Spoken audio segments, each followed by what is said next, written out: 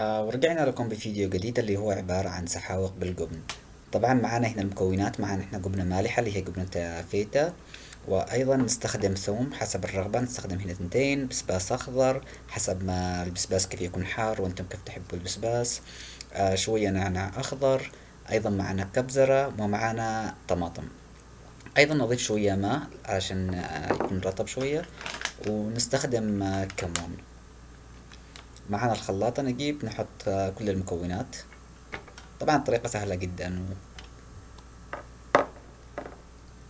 هذه هي الجبنة الفيتا، ومثل ما قلت لكم النعناع الأخضر شوية، ثوم،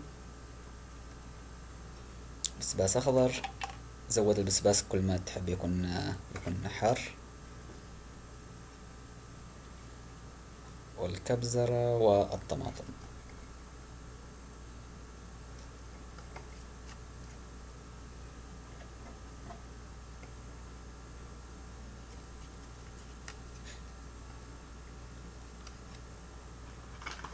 ونضيف الكمون.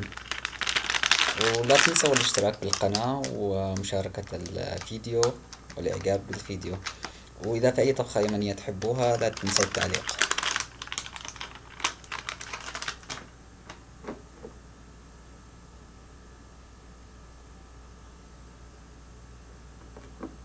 طبعا ونخلط.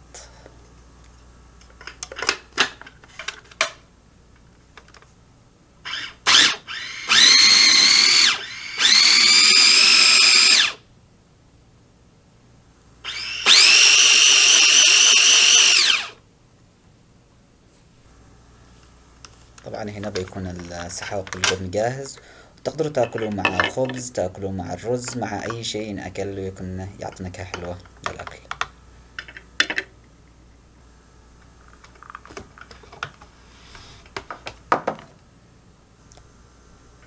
هنا نحط مطيب علشان التقديم.